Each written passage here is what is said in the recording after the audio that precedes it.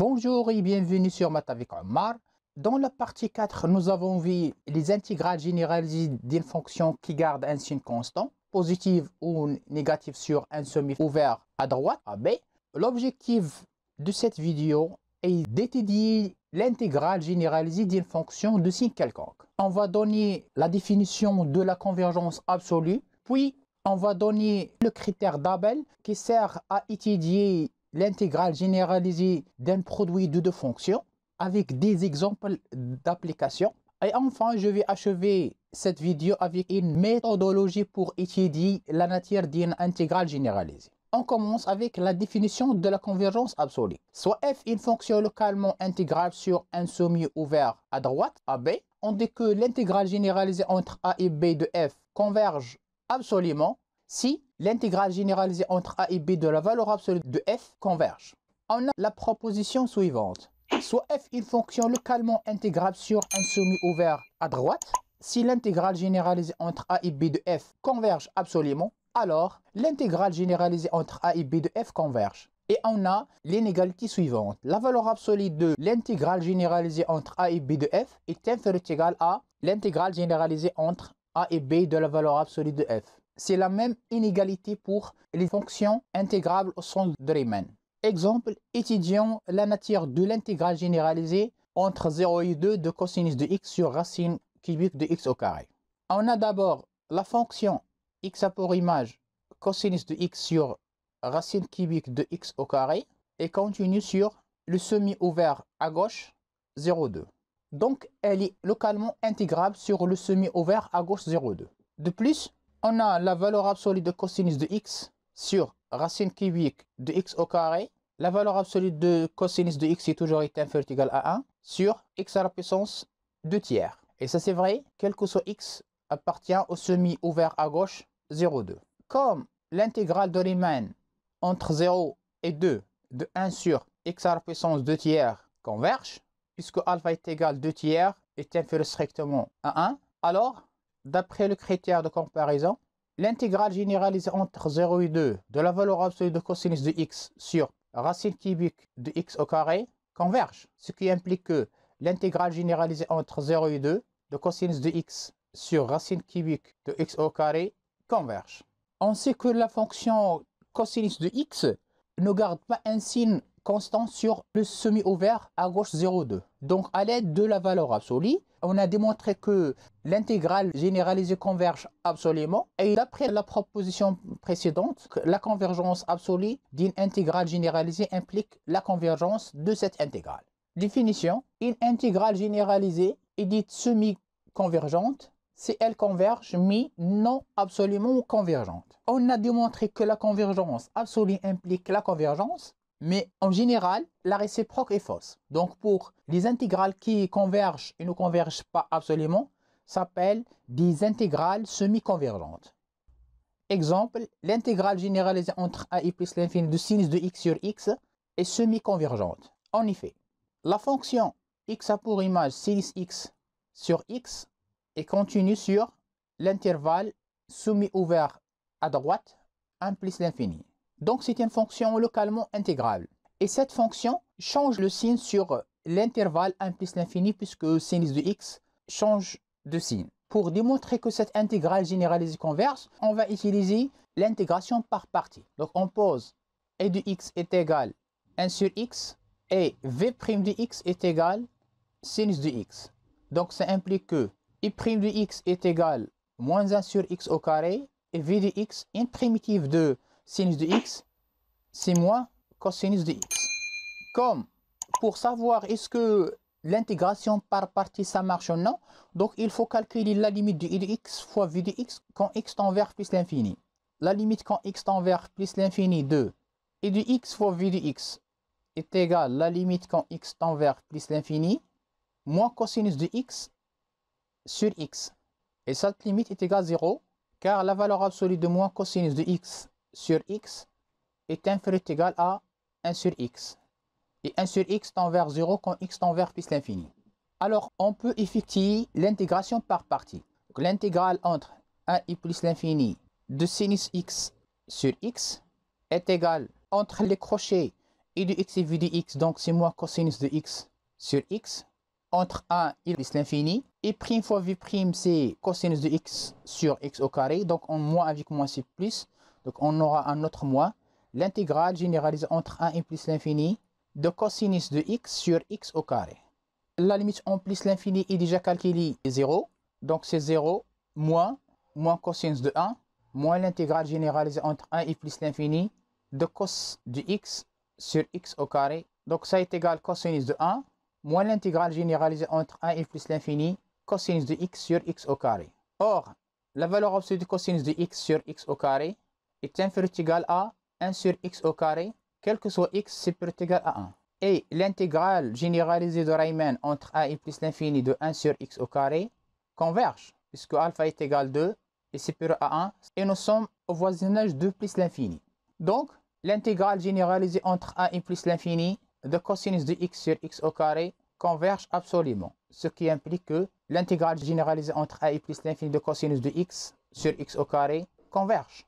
Donc, cette intégrale généralisée converge, et puisque nous avons une constante cosinus 1, donc l'intégrale généralisée entre 1 et plus l'infini de sinus de x sur x converge. Alors maintenant, on va démontrer que cette intégrale ne converge pas absolument.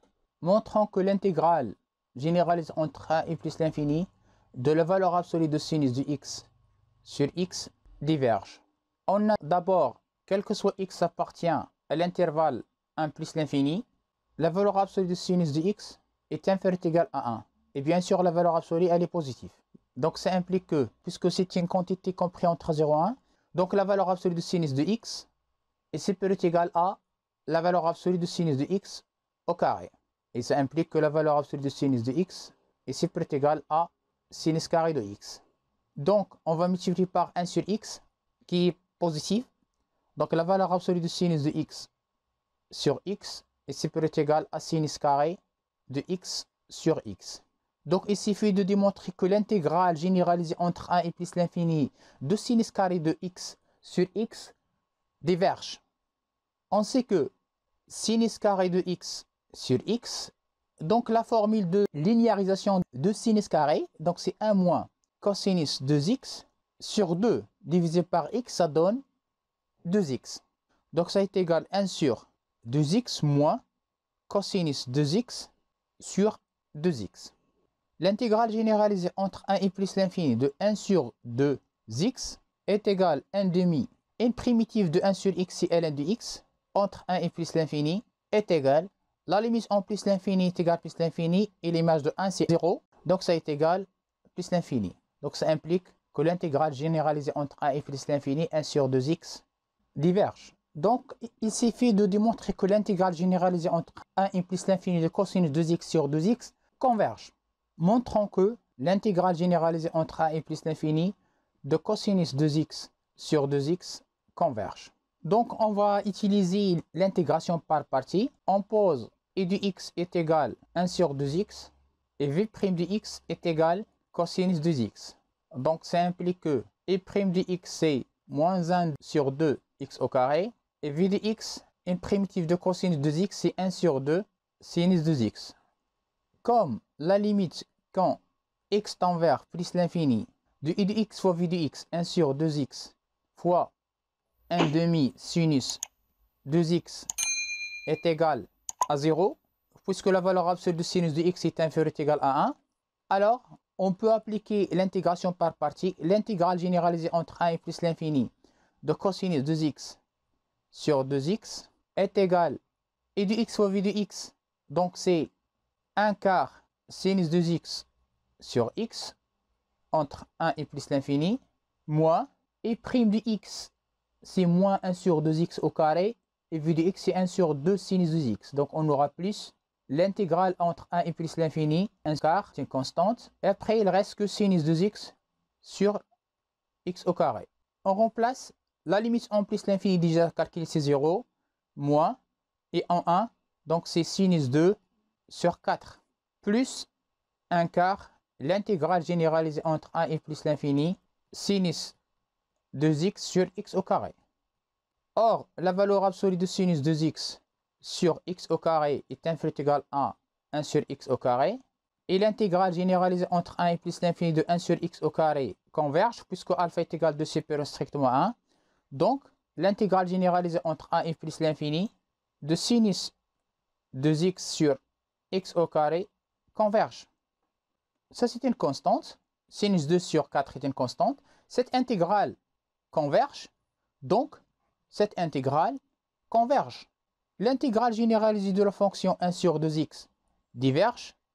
Et l'intégrale généralisée de la fonction cosinus de x sur 2x entre 1 et plus l'infini converge.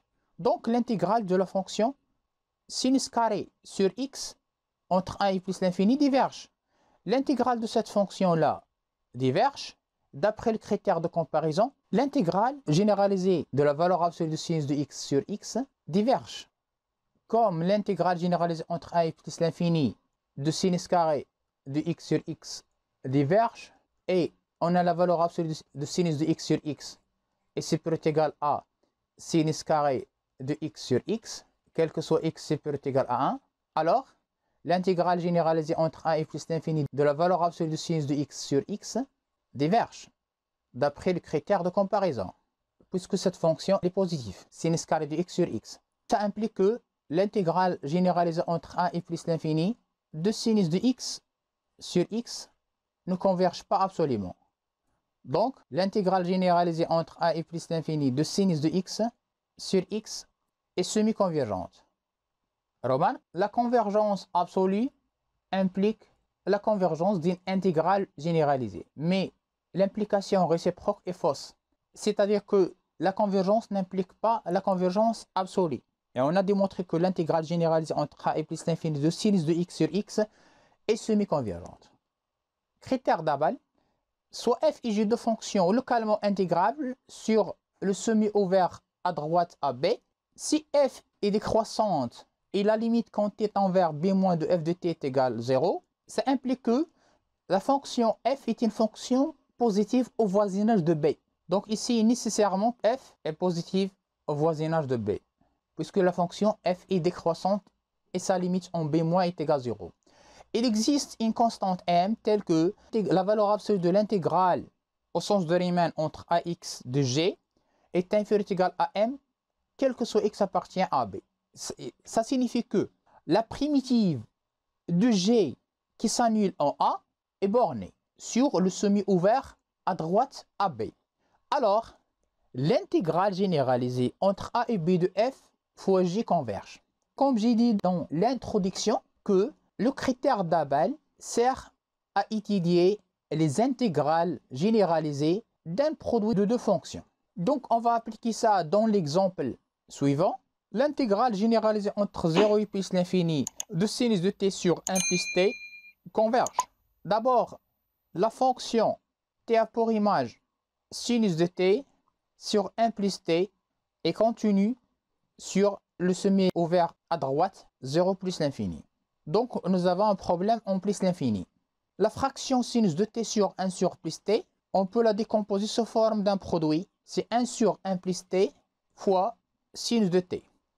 Donc, 1 sur 1 plus t joue le rôle de la fonction f. Et sinus de t joue le rôle de la fonction g. Or, la limite quand t tend vers plus l'infini de 1 sur 1 plus t est égale à 0. Et, quel que soit t supérieur strictement à 0, 1 sur 1 plus t, tout prime, est égal moins 1 sur 1 plus t, tout au carré, inférieur strictement à 0. Donc, la fonction t a pour image 1 sur 1 plus t est décroissante sur l'intervalle 0 plus l'infini. Alors, montrons que la primitive de la fonction sinus qui s'annule en 0 est bornée. Soit x appartient à l'intervalle 0 plus l'infini. La valeur absolue de l'intégrale entre 0 et x de sinus de t, c'est la valeur absolue, une primitive de sinus de t, c'est moins cosinus de t entre 0 et x. Donc ça est égal à la valeur absolue de, je remplace, donc ça c'est 1 moins cosinus de x. Et ça est inférieur ou égal à la valeur absolue de 1, c'est 1. Et la valeur absolue de cosinus de x. Donc ça est inférieur ou égal à 1 plus 1 est égal à 2. Donc la primitive de la fonction sinus qui s'annule en 0 est bornée. Ça c'est la constante m. D'après le critère d'Abel, l'intégrale généralisée entre 0 et plus l'infini de sinus de t sur 1 plus t converge. Remarque, le critère d'Abel reste valable si la fonction f est croissante et bien sûr la limite quand t tend vers b- est égale à 0. Donc dans ce cas-là, la fonction f sera une fonction négative au voisinage de 0. Donc il suffit de remplacer f par moins f et on applique le critère d'Abel. Dans cette partie, je vais donner une méthodologie pour étudier la nature d'une intégrale généralisée. Premièrement, on commence à définir la fonction à intégrer et on précise soigneusement le domaine de continuité pour savoir l'intervalle sur lequel la fonction est localement intégrable. Deuxième étape, on doit identifier la borne ou les bornes sur lesquelles l'intégrale est impropre. Donc, dans le cas où l'intégrale est doublement impropre, donc on doit couper l'intégrale en deux et on doit faire deux études au voisinage de A et au voisinage de B si on travaille sur un ouvert AB. Troisième étape, dans le cas où la borne est finie, on calcule la limite pour savoir est-ce que la fonction se prolonge par continuité, c'est-à-dire que cette intégrale, est-ce qu'elle est faussement impropre ou non. Quatrième étape, si on sait une primitive de cette fonction à intégrer, donc il suffit alors de calculer la limite d'une intégrale partielle. Cinquième étape, si la fonction garde un signe constant au voisinage de la borne en laquelle l'intégrale est impropre, on pense à utiliser les critères de convergence. Si la fonction est positive, on applique les critères de convergence pour les intégrales généralisées de fonctions positives. Sinon, on remplace f par moins f et on étudie l'intégrale. Sixième étape, si la fonction change de signe, alors considérez la valeur absolue de cette fonction et on essaye d'appliquer les critères de convergence des fonctions positives. Puisqu'on sait qu'une intégrale converge absolument, converge. Septième étape, dans le cas les plus complexe, transformer l'intégrale sous forme d'une limite et utiliser une intégration par partie ou un changement de variable.